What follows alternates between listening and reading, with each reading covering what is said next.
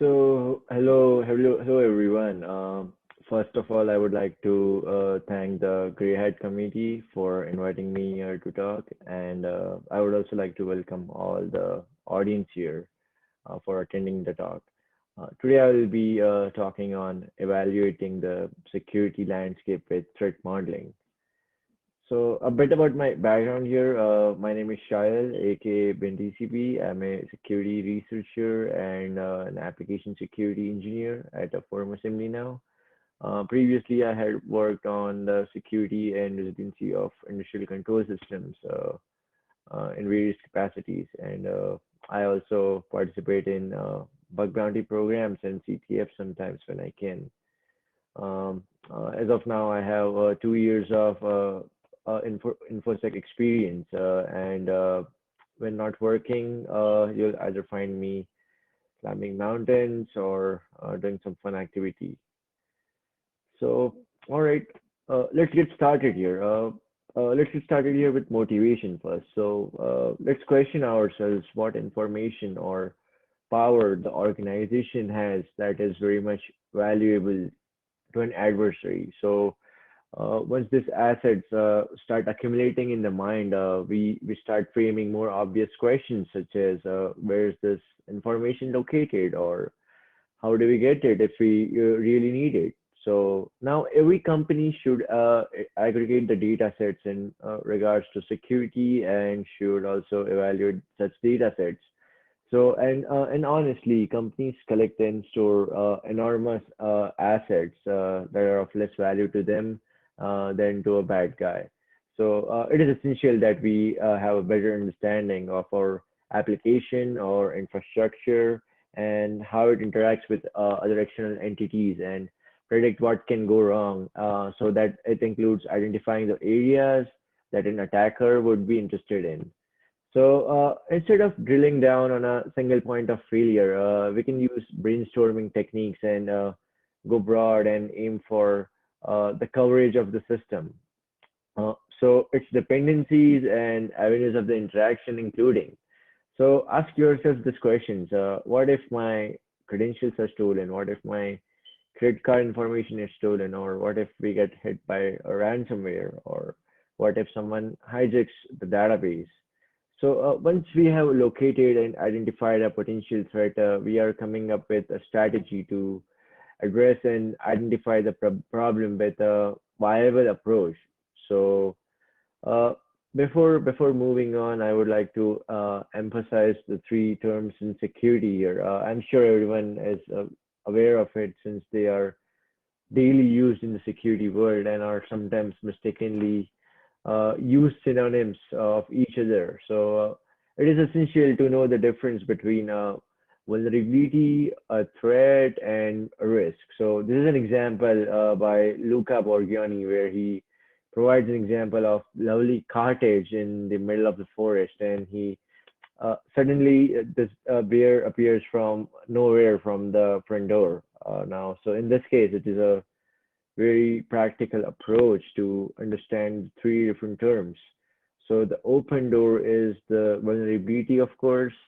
The bear in this case is the threat. Otherwise, we are screwed is the risk, right? So security is a part of the risk and it's a part of the game. So now moving forward, I'm a part of the product security team. So we have to deal every day with security requirements from client's perspective and knowing that in security, uh, common ways of dealing with findings or exposing vulnerabilities would be starting with vulnerability assessments with various scanners or run full scope pen tests. Now, some other ways are using static application security testing, SAST, and dynamic application security testing, DAST, to find security vulnerabilities. So basically, these are white box and black box security testing. Now, also active incident response or regularly scheduled audits and tracker reports are some of the useful means while looking for security flaws. So this is also a common measure. Now, well, there are various reasons for opting threat modeling. So why do we care? Now, build a secure design or obviously bring security and development together and work as a successful DevOps team. So it also helps us identify threats, compliance, and then we can calculate the risk.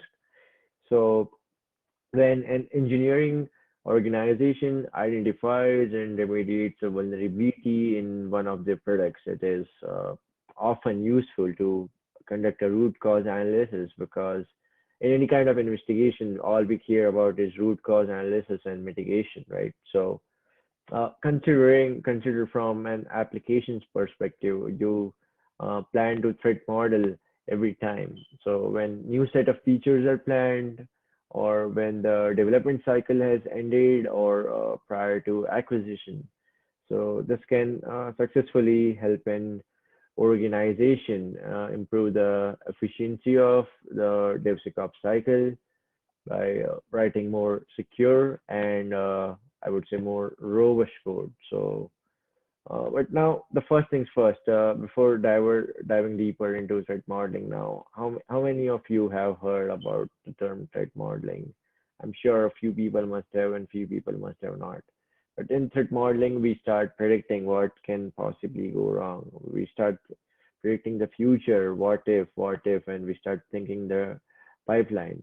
So we think like an adversary. Now, for me, the most practical way to demonstrate a vulnerability is to find it, right?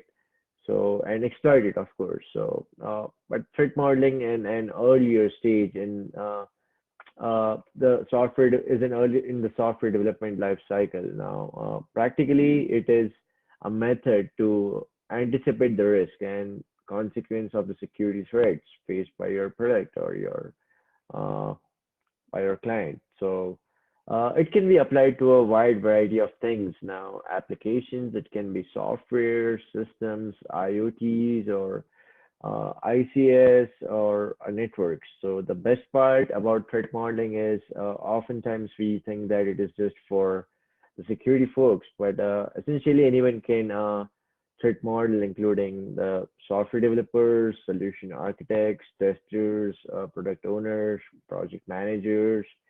So all developers, software and system designers, and architects should strive to include threat modeling in their software development lifecycle, and also must also keep the threat model current and updated and running like just a CVE database. So it should reflect the new threats and mitigations as they arise very soon.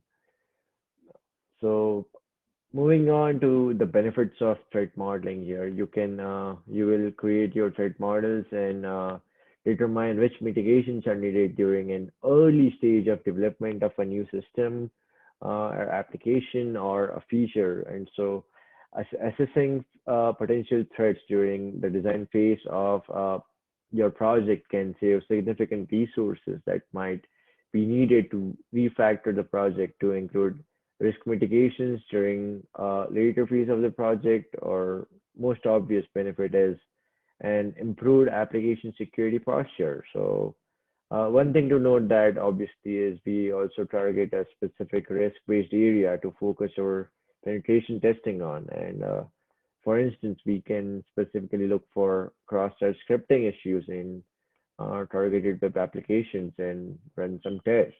Or, but again, not all can be found through scans and assessments, especially the design level implementation flaws. So applications are built from individual features, and each feature can be attacked, like attackers attack in pieces or within the applications itself. So additionally, threats and vulnerabilities are lessened, reducing the remediation cost and effects because of the impacts.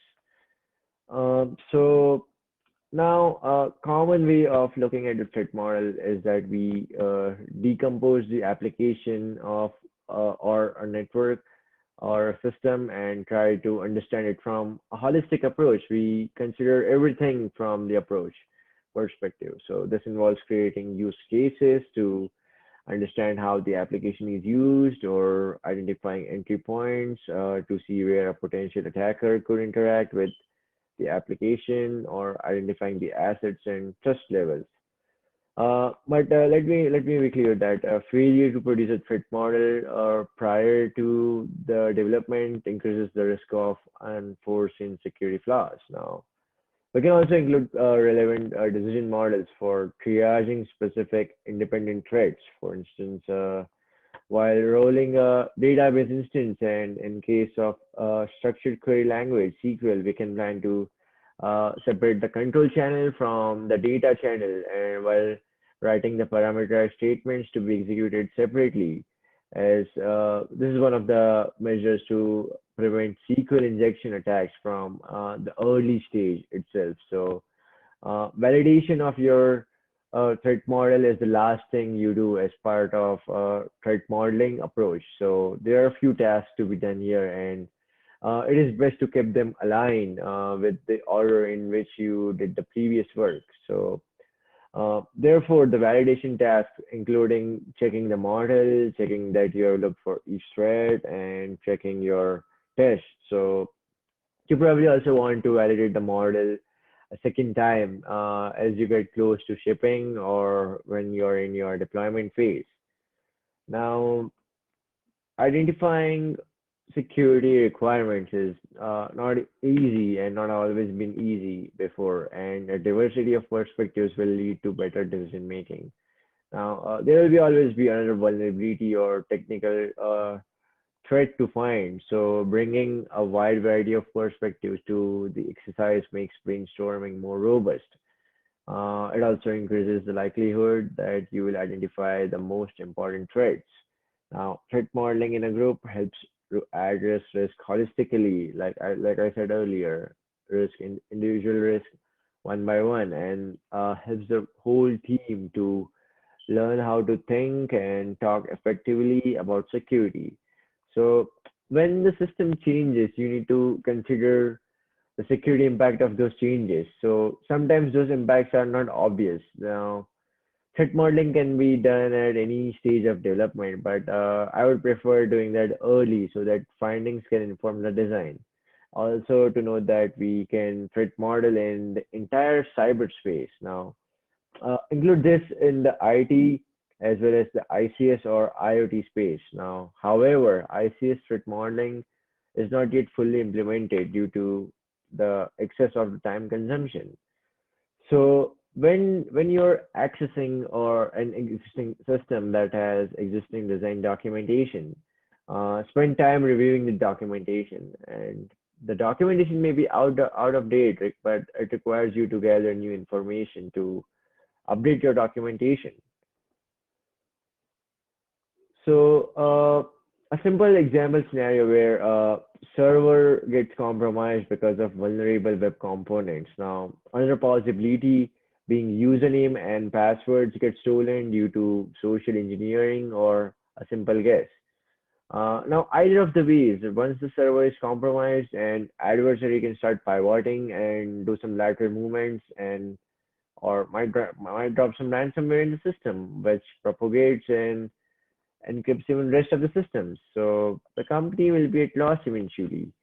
Now, obviously, there will be reputation loss, which in turn will result in the price drop, and there will be loss of shares, blah blah blah. So there are certain things to be taken care of.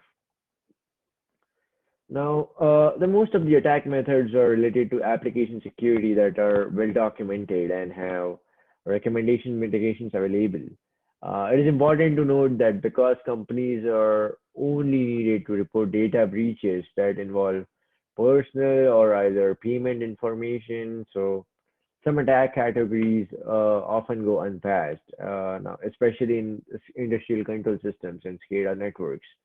So many other industry companies within the space might not know a SCADA or application threat exists until they are targeted themselves.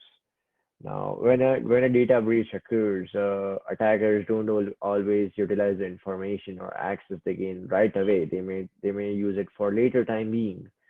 Now, sometimes they wait for a calculated opportunity. So according to this Dell report here, Most of them, these are nothing but common application-based attacks that overlap with the ICS attacks, and some of them are common attacks such as OAuth's top 10, maybe like broken authentication, missing input validation, improper access control, CSRF, cryptographic issues, and so on. So yeah, I mean, and another part is about cyber bullies. So cyber bullies are nothing but our gallery of usual suspects that we prefer. Now, they are malicious or troublesome people that may form some threat or threat for the IT systems or processes. So the list includes crackers or opportunistic abusers, common criminals, incompetent or annoyed users, insiders, or nation state operators. It can be anybody you can think of. So to be able to understand the cybersecurity threats that are relevant to the systems you are protecting, you need to understand two things. Now, first of all, what data and resources you need to protect. And secondly, you need to understand who are motivated to attack, or who are your attackers, or who may cause security problems even by mistake. Are they internal employees? Are they disgruntled employees? It can be anyone.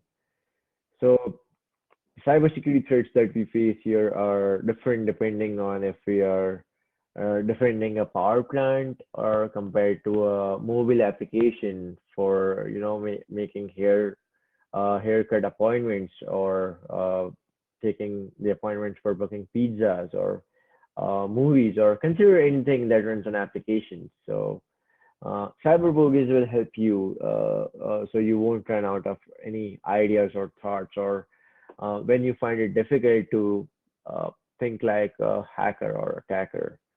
So one more thing that I would like to mention is you can also get cyber bogey cards like online. So you might want to check them out. Many companies and organizations find this task daunting of thinking like an attacker first and running adversarial simulation.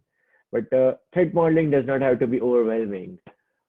Think like an attacker and see what you can do as an adversary in terms of damage or abusing the reputation of a company.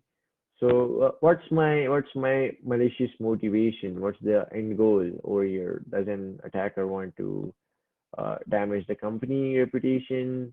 Is he known internally identity doing this for a personal gain or benefit or personal agenda? So, okay, and even if there's a data breach, what have they stolen? What is the relevant information? Do we have enough incident response and forensics capabilities in place to figure out such minute details? So, so that we can prepare and defend the applications and our systems and infrastructure in the timely and safe manner. Now, even if they get your credentials or if they steal your credit card information, do we have proper authentications, or do we have multi-factor authentications in place to prevent such unauthorized access, right? So, what specific threats or vulnerabilities we care from our infrastructure and application requirements perspective? So think about that. Uh, okay, so now left shift refers to moving security sooner in the development process. That's done in the earlier part of the cycle. So as the solution moved through stages of design, develop, build, or test or prod. So security was often a final step prior to the deployment. It was never considered in the beginning, but security was merely wrapped up around the outside of the application prior to release to the end users. So, and this step necessarily added time. So, left shift is the shift left is the fix to this all these problems that I mentioned earlier. So now, when it comes to the process of threat modeling, as we reach further, it's hard to answer what's your threat model. People often use an approach centered on models or their assets or models of attackers or adversaries. Now, assets are nothing but they're valuable things that you have. There are a small number of people who will benefit from asset-centric threat modeling. Now, security experts as well as less technical people may be able to contribute to threat modeling by saying focusing on this thing or focusing on this asset. So you don't necessarily need to be have to be a security expert in order to do the threat modeling. So when people bring up assets as part of the threat modeling activity, they often mean something an attacker want to access, or attacker want to control, or attacker want to destroy. So it is easy to assume that because someone is running your code, they trust you by default, and or you can trust them. So your customers may have carefully audited the code they have received from you. So they may believe that your organization is generally trustworthy without wanting to expose their secrets to you. So you holding the secrets is typically a security posture. For example, if you hold backups of their cryptographic keys, they may be subject to an information disclosure threat via subpoena or the legal demand that you can demand to reveal to them. So um, once we gather everything, we can context in data and then make the data flow diagrams, which are nothing but DFDs. And then accordingly, we can rank the threats and then plan for the mitigations. So adding boundaries to show who controls what is a special way or simple way to improve the diagram. So you can easily see that there are threads that cross those boundaries and are likely important ones and may be in a good place to start identifying threats. Now, these boundaries are nothing but they are called trust boundaries, and you should draw them whenever different people control different things. So good examples of this are accounts or network interfaces or VMs or almost anywhere you can argue for access privileges. So also in terms of security, it would be better if we utilize standardized existing facilities, but obviously we can always customize. Now, you can think of trust from the perspective of confidentiality and integrity. For example, change in the access control levels in your application where specific role or a privilege level is required to access a resource or operation would be a change in trust level. So another example would be at an entry point in your application where you might not fully trust the data passed to that entry point, right? So now that once we know what more about the why and how of threat modeling, it is time to take a deeper look into the data flow diagrams, which are something like the DFDs. So and that's quite interesting because it provides you with the common understanding of your application. It also creates the opportunity to identify where the important data is coming from and how it is processed and stored. And working with a data flow diagram is a focused approach to technical development where you do more research upfront before you get into the coding phase. So that's the prior part. A data flow diagram, a DFD, has a unique set of elements to represent different entities in a data flow as shown here. So you can see that there are four types of different elements: process, data flow, data store, and external entity. And each of these elements have appearances such that processes are represented by rounded rectangle or circle or double circle, concentric circles. All the data that we have is represented by the arrows. Then all the data store, we represented that by two parallel lines. And External entity, of course, we have rectangles with corners, and each of them has its own meaning associated, like I mentioned. So these are the data flow diagrams, DFDs, based on elements of our previous table from this, like I mentioned here. So the processes are rounded rectangles, which contain text more efficiently than circles. So straight lines are simpler to follow, thus they are used rather than curves, as you can see here. So historically, many descriptions of data flow diagrams contain both process elements and complex process elements. So process was depicted as a circle. Complex process has two concentric circles. So there's a difference. Now, it isn't entirely clear, however, when to use a normal process versus a complex one. So one possible rule is that anything that has a subdiagram should be a complex process. So hence, data flow diagram gives you a graphical representation of the data flow through an information system. So this was nothing but a classic or a traditional DFD model here. And note that there are quite a few that you can see for in the model implementation, as I mentioned. So there is a high level single feature level one diagram that uses an online conference management system as an example here. So there are various entries as part of the system. Now, previously we saw that our external entities are represented by rectangle shapes. So here you can see that we have administrator, we have credit card processor, bank, conference attendee. So all these rectangle entities are they are shapes and they all represent our entities. So in our case, we also have the admin, the bank, the organizer, or the attendee, or any other external entity. So each of these play a different role here.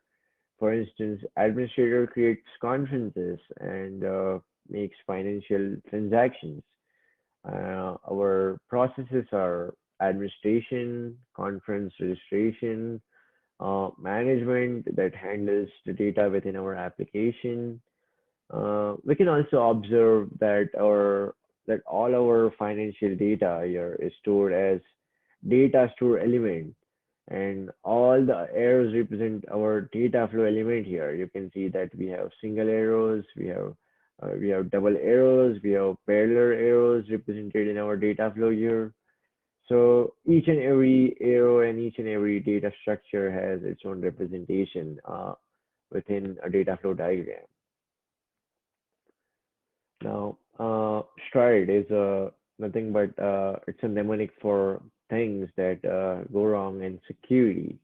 Now, it stands for spoofing. It stands for tampering, repudiation, information disclosure, denial of service, and elevation of privileges. So let's break them individually here. Now, spoofing is pretending to be something or someone you are not now, and tempering is modifying something you are not supposed to modify. It can include packets on wire or wireless, bits on the disk, or what's in the memory, which is nothing but your DRAM or your regular memory RAM, or repudiation means claiming you didn't do something. I mean, regardless of whether you did it or not, you can say that. So, info last is nothing but information disclosure. As obvious, it's about exposing information to people who are not authorized to see it. So, if you're not sure where to start, so you can start with the external entities or events which drive the activities. So uh, by that, what I mean is there are many other valid approaches though. So you might start with the web browser, might look for spoofing, then tampering, and so on. So you can also start with the business logic if perhaps lead developer for that component is in the room. So whenever you choose to begin, you want to aspire to some level of organization. So you could also go in stride order through the diagram as mentioned here. So you can use details now. How to apply stride exactly? But before talking that, we have to mention that you can use details from our previous step here in the stride phase to identify threats relevant to your application scenario and context. So now with Stride, you can flawlessly identify what can go wrong in your design pattern or your implementation. Now, we can spoof a program by starting a program of the same name or by pulling a program with that name or on the disk. You can also spoof the users by capturing their authentication information by spoofing a site or by assuming they use the credentials or tokens across the sites or by brute forcing. It can be done either online or it can be done offline or by elevating the privileges on their machines. So you can also tamper with the authentication database and then spoof with the falsified credentials. So uh, note that as you are using Stride to look for threats, you're simply enumerating the things that might go wrong. So you're basically asking the questions who, how, why, what, how did you do it. So there's a series of questions that you need to follow to go through that.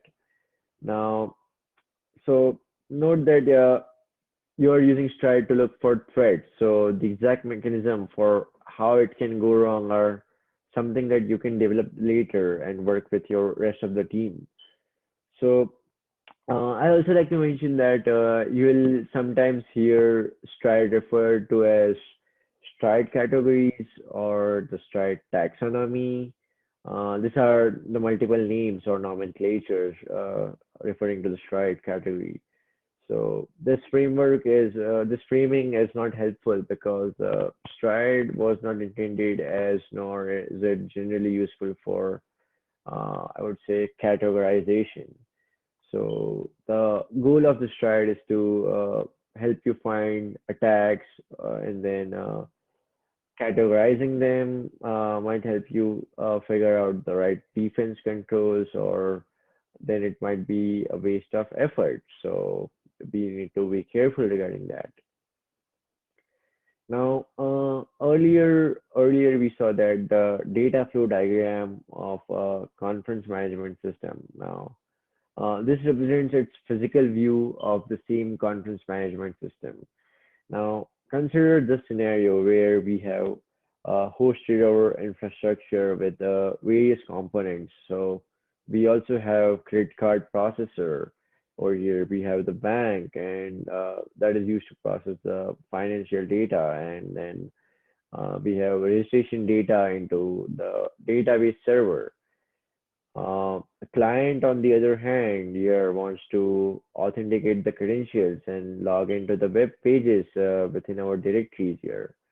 So note that there is nothing but developing a threat model for the conference management system. So uh, moving on to before creating our stride tree, it is important that we understand all the trust levels and boundaries corresponding to our scenario here. So if we think from an attacker's perspective, what would be the various entry points to log into the system or take a note of various possible endpoints.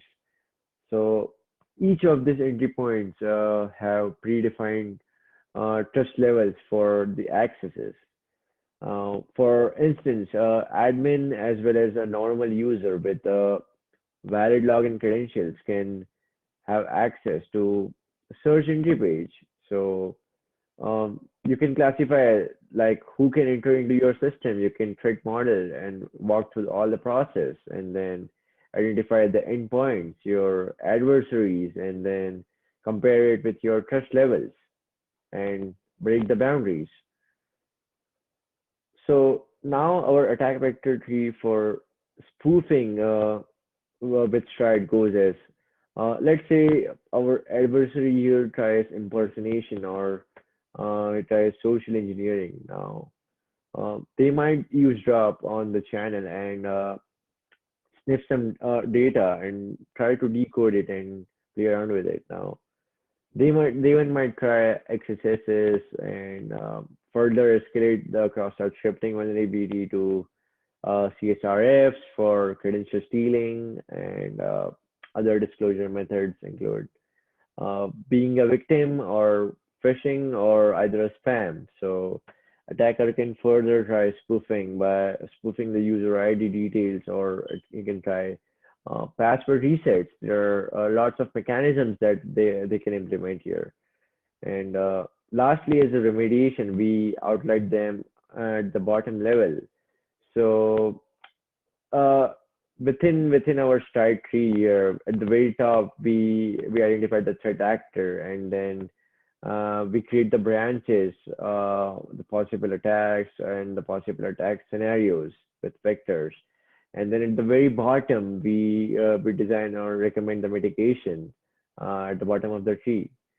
So okay, so there's a similar tree for tampering with system data integrity. Now, several reasons here, from malwares to credential leakage, along with the extended causes such as no vulnerability assessments, storing data in plain text, no antivirus solutions, no AV. So we can apply mitigation trees for this as shown here, just in this diagram. So uh, problems related to reputation now, but improper log management along with user management. So a potential solution can be to implement a CM. CM is security information event management for log monitoring.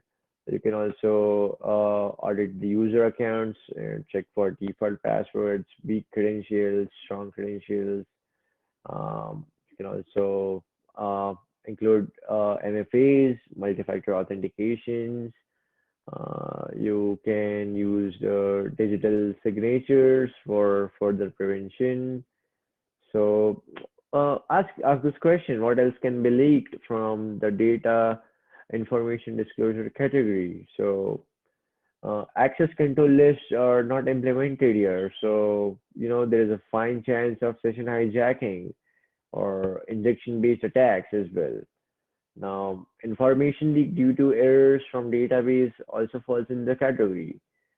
Now, their prevention tree is shown here below. Use access controlling, secure session management, input validation, sanitization, proper error handling techniques for prevention.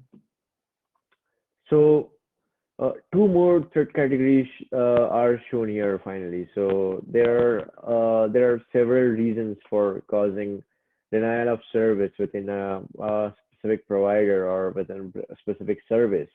It can be through power failure, storms, or hurricanes, tornadoes, and ICMP-based attacks, Internet Control Message Protocol, or TCP sensor attack based denial of service, or is there a domain defacement? The solution would be to implement intrusion detection systems to get rid of botnets, or to manage the failover clusters for resisting the failures. Um, and alternative would be to have uninterruptible power supplies, so UPS, and you can also place VAPs, run pen tests or vulnerability scans for preventing some known attacks. But how can an attacker gain access to the systems, elevating privileges? So known bugs, or known CVEs, broken authentication, backdoor accounts can be notorious, or Similar prevention trees can be drawn at the bottom level for elevation of the privileges as well.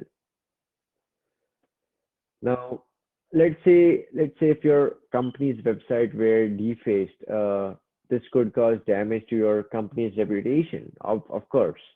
Now, which may in turn cause a loss of business because of loss of confidence by your users. Now, depending on the business you're in, attacks that expose user information could potentially result in the physical threat, or maybe it may be loss of life to your users, or greatly raising the impact of threats would allow such exposure. So, a variety of factors can implement the likelihood of a threat being carried out, including how difficult the implementation of the threat is and how rewarding it is for the attacker. Now, for instance, if a threat required a skilled threat actor with tens of thousands of dollars of computing resources to implement, and the only reward was that they were able to gain access to information that is always public in some form. So the likelihood is very low for that. So also take a note of how likely the threat will occur. So, or once we do that, we identify the risk owners and agree on the risk mitigation as part of risk handling mechanism with risk owners and rest of the stakeholders. So then we provide the code upgrades and configuration updates and prioritize everything accordingly. And so that would be our priority.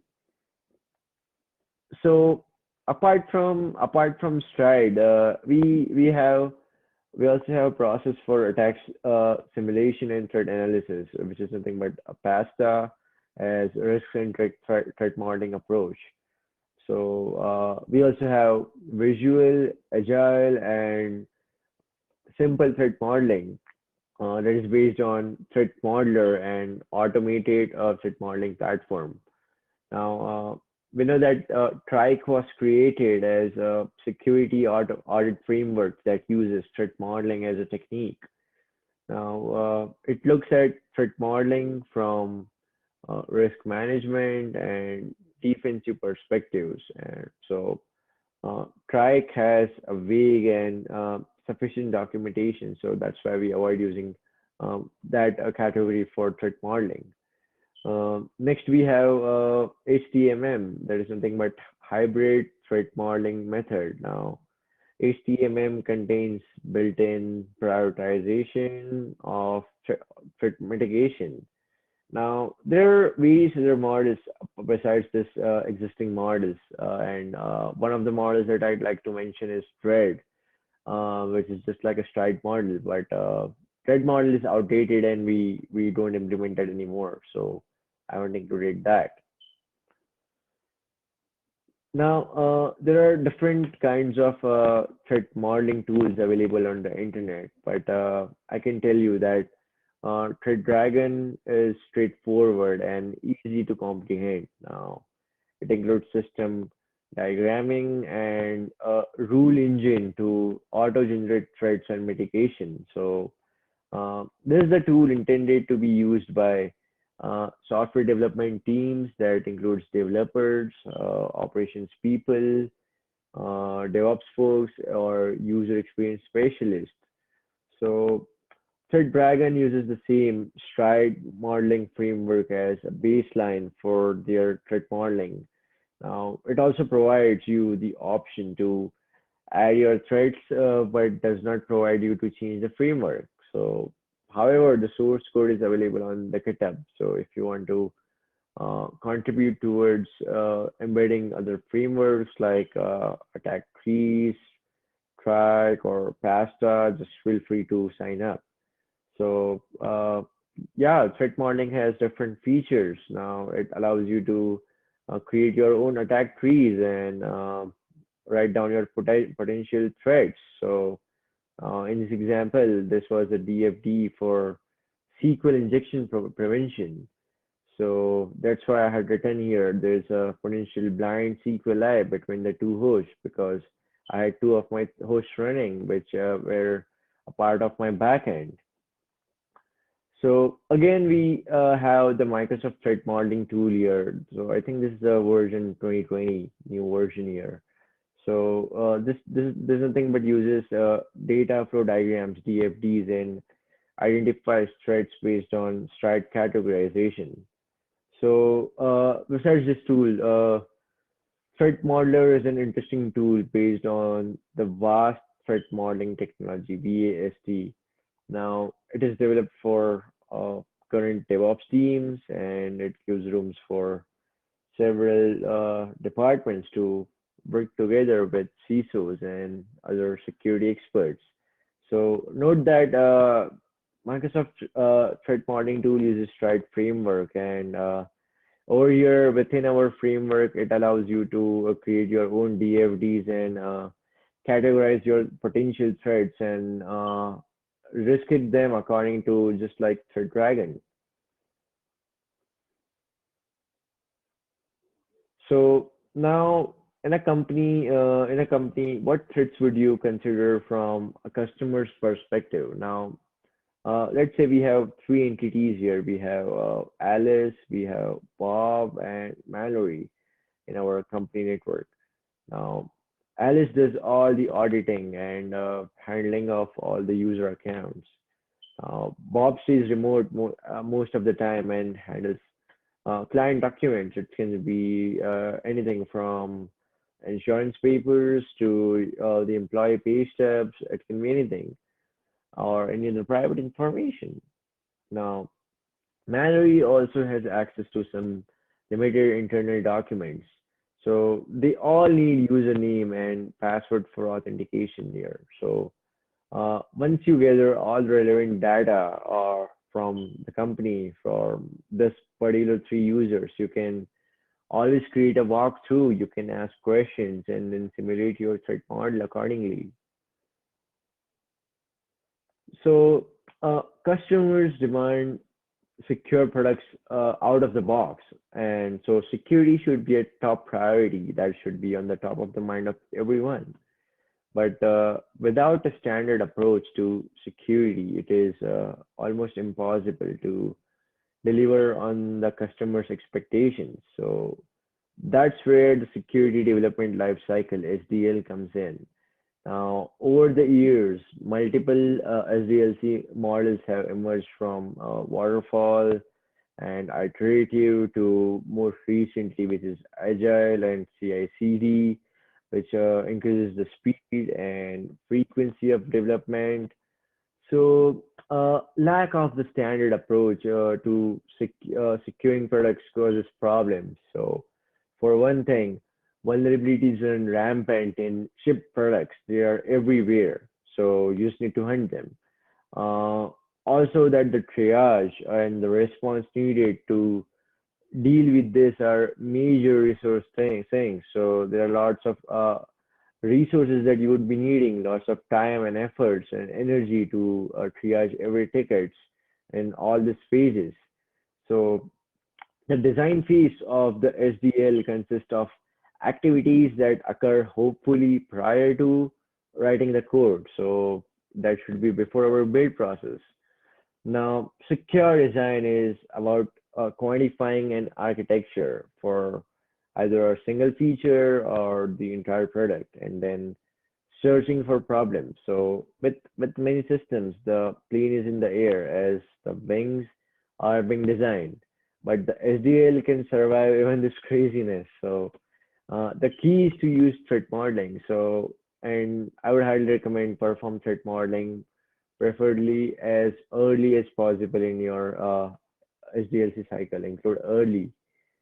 So the testing phase should include security testing, dynamic security testing that uses automated DevSecOps tools to improve the application security. Now, formal test activities includes security functional test plan or vulnerability scannings and penetration testing. And vulnerability scanning uses industry standard tools to determine if any level of system level vulnerabilities exist with the application or the product itself. So keeping that in mind. Now, within our SDLC, within our software development life cycle, best practices for security are integrated into the product. Now, these practices may come from industry standards or be based on responses to problems that have occurred either in the past or maybe it may be based on past decades. Now, requirements may take the classic form, stating that the product or application must, may, or should, or do something. So, one example might be that the product must enforce a minimum password length of maybe 6 characters, 8 characters. Lower combinations not allowed, upper combinations not allowed, use multiple, blah, blah, blah. So a solid threat model understands features of or product's attack surface, then it defines the most likely attacks that will occur through those interfaces. And threat model is only as good as mitigations as it contains to fix the problems. But it is also crucial to identifying security issues early in the process, like I mentioned. Include SDLC, include threat modeling early in your SDLC process. So the SDL contains a few things programmers must do to ensure that their code has the best chance of being secure. So the process involves a mixing of standards and automated tools. So OS, Software Assurance Maturity Model, SAM, is an open framework for implementing a strategy for software security to the specific risks facing the organizations or maybe companies. Also note that the other models include the NICE model or the Microsoft SDL model. So, threat modeling helps protect sensitive data within the applications while increasing the communication and collaboration between the security, development, and operation teams.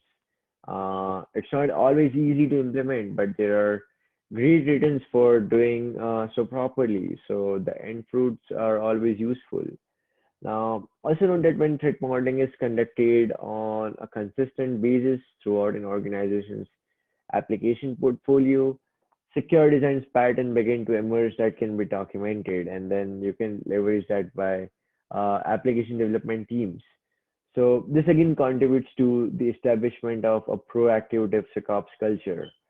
So standard design patterns and requirements developed from threat modeling can go a long way towards reducing risk to the organization and also remove a lot of variety and complexity in security architectures that often leads to data breaches. So that's a problem. So okay, so most commonly asked question is how do you know if a threat model is complete?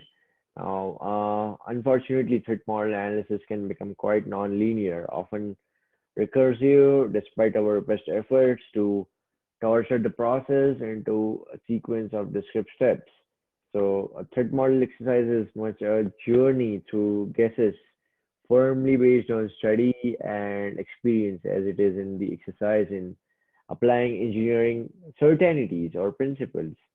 So security objectives specific are subset of project objectives, and you should use them to guide your threat modeling efforts. So you may find it helpful to think of security objectives in terms of constraints. So let's say, what do you not want to happen? For an example, an attacker must not be able to steal user credit card related information or any other credentials.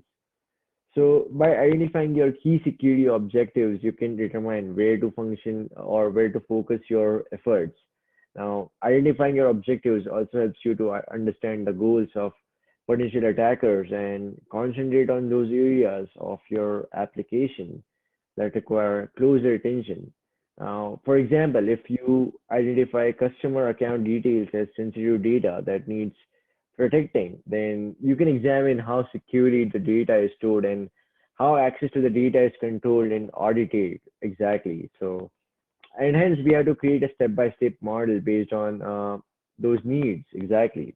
So many times, threats will be mitigated by the addition of features which can be designed, developed, tested, and delivered, much like other features. So that is one part of the departing thought. So it's also important to think about what an attacker will do next, or given your mitigations are implemented, how can they bypass the controls? You might think of threats and mitigations like the black and white pieces on a chessboard. So the attacker can move, and when they move, their relationship to the pieces can change. So as you design the mitigation, ask what an attacker can do once you deliver that mitigation. How could they work around it and bypass it? Our threat modeling should involve imagining the various scenarios and how we would react, as well as ask questions such as how do we determine legitimate versus fake traffic, and what would be our approach if one of our customers is in the DDoS attack, or by building things with security in mind, you can ensure that it's baked into everything you do and produce. So taking a proactive approach and imagining possible threats before they arise results in more securely designed systems, preventing vulnerabilities from being included in the release and thus having to fix them later. But it can also help you prepare for the failure when it happens in the future. So be prepared for that. So, with all this in mind, I hope that there were lessons angles and you might leverage threat modeling capabilities in your organizations with your projects. Twitter DMs are always open for me. Feel free to drop me an email as well. Thank you so much. Stay safe and have a nice day. I'll take the questions now.